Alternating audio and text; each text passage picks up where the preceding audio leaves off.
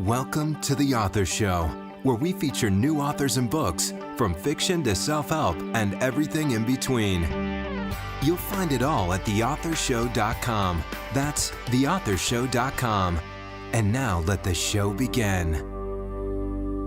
Hi, this is Linda Thompson, your host for The Author Show. For all of you Tom Clancy and James Patterson fans, heads up. We're about to meet TLWilliams, who writes in the thriller mystery style of both of these renowned authors. Mr. Williams' latest book is 0 Day, China's Cyber Wars. And as its title indicates, I think we may be going to China. So let's get started. Terry, welcome to The Author Show. Thank you for having me, Linda. Glad to be here today. Terry, will you give us a quick overview of 0 Day, China's Cyber Wars? 0 Day is a fictional account of a real-world problem, and that's Chinese cyber warfare against the U.S. In the real world, the result of China's cyber warfare constitutes really the largest transfer of wealth in history. What 0 Day does is it pulls the reader into a cyber attack that represents an existential threat to the U.S. It pits a young CIA officer, Logan Alexander, against Chinese cyber villains in action that takes place in the U.S. and Asia.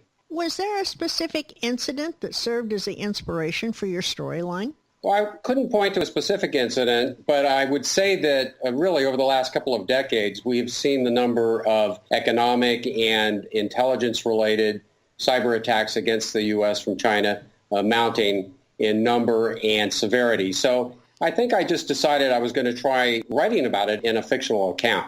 Did you write 0 Day, China's Cyber Wars, for any particular age group? I think it's probably for adult men and women who like fiction and who like a dose of reality and a little bit of adventure in foreign locales. It's mainly for that audience. This is your third novel. How would you describe your writing style?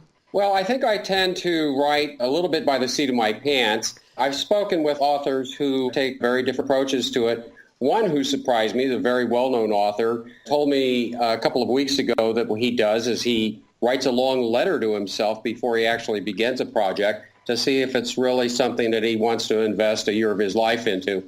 I don't tend to outline very heavily in advance. I have a roadmap. If I'm going from New York to California, I know there are a lot of ways to get there, and so every day is a little bit of an adventure. Is 0 Day similar to anything else we may have read? Well, I think it's different. I'd like to say it's different in the sense that it really draws on my experience as a CIA operations officer, and not too many people writing in this genre these days are writing from that perspective. So I like to think of it as a little bit unique, but you may get a little feeling of Vince Flynn in there, or I've been told a little bit of Tom Clancy. Terry, I found your bio to be really interesting in that you were an operations officer for the CIA for many years. How much of your central character, Logan Alexander, is your own story? Well, I tried to initially deny any association with Logan because I think he's a really remarkable character. I really like him. I'm a little self-effacing. So people would try to say, gee, you're an awful like this character, aren't you? And I said, well, not really. First of all, I wasn't a Navy SEAL, and I didn't really have a military background other than doing some paramilitary training at CIA. But as I looked at it over the last several years that I've been dealing with him, I see some attributes in there that are Logan-esque. But really, I think he's more of an amalgamation of a lot of people that I've known at CIA and in the military. So that leads me right into my next question. How much do your other characters take on traits of people you know? Well, you know, it's interesting. I think that there are bits and pieces, hodgepodges of pieces that can come in from people that you know. Certainly amongst positive protagonist-type characters, I haven't known that many truly evil people in my life, and so it's always an adventure when I'm writing an antagonist who may be a terrorist or who may be purely evil.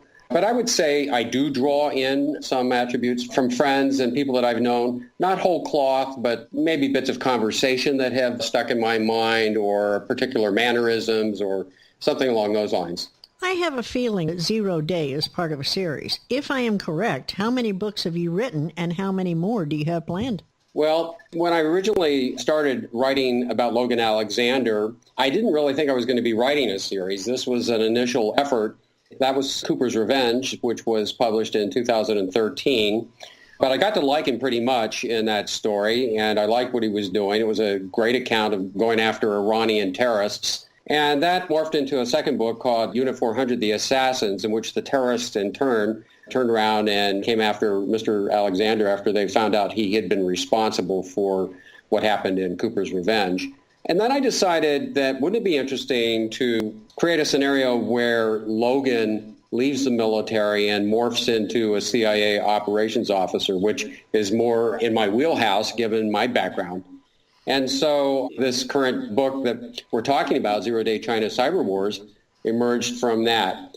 I'm currently working on a fourth novel, which is tentatively called The Last Caliph, and it's a novel about Islamic State doing recruiting in the U.S., and we're actually seeing a lot of that these days. It's been happening for probably a couple of years, and there's some concern that it'll continue in the future. So I think that's going to be relevant, and who knows what will happen after that. I'm thinking about writing a book about turtles for children. That's quite a change. Why would you do that? Well, what's interesting is I'm very much a conservationist. My wife and I are on a turtle patrol called Michler's Landing Turtle Patrol here in northern Florida. And we've done that now for, 5 years. And so we're really involved in turtle conservation. We get a lot of different turtle species that come through this neck of the woods. Loggerheads, green turtles, and leatherbacks. And so I've noticed as we're on the beach working with turtles and doing nest evaluations that children are really fascinated by it. And there doesn't seem to be any book that really addresses conservation in kind of a fun way for kids. So it's just something I've been toying with. So back to Zero Day. Would a reader need to read the first two Logan Alexander books in order to understand Zero Day? I think all of these books stand alone. There's sufficient backstory in Zero Day, if you were to choose to pick up with that one first, that you wouldn't get lost. You would have a good feeling for who this character is and a bit about his background and what led him to his present circumstances. Certainly, they flow more smoothly if you begin with Cooper's Revenge and then proceed to Unit 400 and then Zero Day in that fashion. But if for some reason a reader chose to pick them up sort of out of order, it wouldn't be a problem. Will you tell us about some of the awards your books have received? Well, this year I was very honored and pleased that Zero Day was honored by two Florida writing organizations. One is the Florida Authors and Publishers Association, which awarded Zero Day the 2017 President's Award Gold Medal for Adult Fiction. And in October 2017, the Florida Writers Association awarded Zero Day the Silver Medal, second place, in Suspense Thriller for the Royal Palm Literary Awards. That was really humbling. Well, congratulations on those. So tell me, Terry, is there a central message in Zero Day that you'd like your readers to remember? I think one of the things that I'm trying to illustrate for people, and particularly people who may not be having their nose in the middle of the New York Times or some technical journal, that they need to be vigilant, particularly in a world that seems to have cyber in just about every level of society. We have become lax in the way that we handle information and the way that we store information and the way that we deal with sensitive matters online. And so I guess not to get people too riled up and turn off their computers and go back to yellow legal pads. What I would encourage people to do, although I don't explicitly say it in the book, is to partner with local government, get involved with lobbying national government to come up with sensible cyber education in the schools and cyber policies that will protect not only our individual interests, but our national infrastructure. So that's kind of a light way of dealing with a pretty meaty matter. I think that's excellent advice for everyone. So will you read a selection of Zero Day China's Cyber Wars for us? Oh, I'd love to. I think what I'll do is read from Chapter 1. The tip of the man's cigarette glowed like something feral in the muggy darkness, marking the spot where he squatted on his haunches beneath the protection of an ancient plane tree. Had it not been for the harsh smell of the tobacco smoke wafting up into the night air, accompanied by an occasional nervous cough, Logan Alexander would have bet even money that he was the only living soul for miles in any direction. He had observed the tentative figure approaching their meeting site 30 minutes earlier, cautious, head swiveling to confront every sound. Now, he strained to make out the man no more than 70 yards away, who had settled in to wait until Logan signaled that it was secure to initiate contact.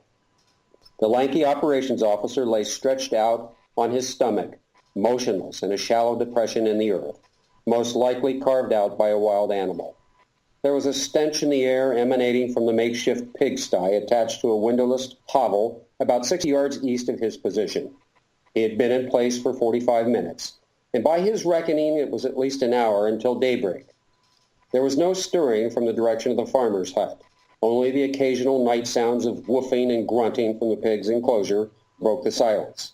Logan had crossed over the border from Hong Kong into China's new territories 3 days ago and had been making his way by train, bus, and on foot to this meeting site, a farm just outside of Chongqing in Sichuan province. This area had been inhabited for millennia and even today was known as Banan District in honor of the ancient Ba state founded in the 11th century BC.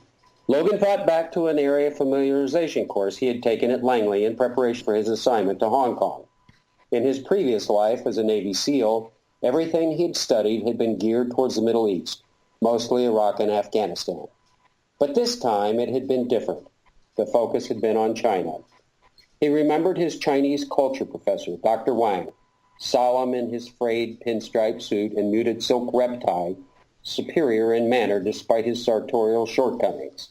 Squinting through thick tortoiseshell bifocals, Wang had held forth on China's 3,000 years of history, never failing to take a jibe at the U.S., which he described as an upstart, not even a quarter of the way through its first millennium. Now I know I've got to start reading.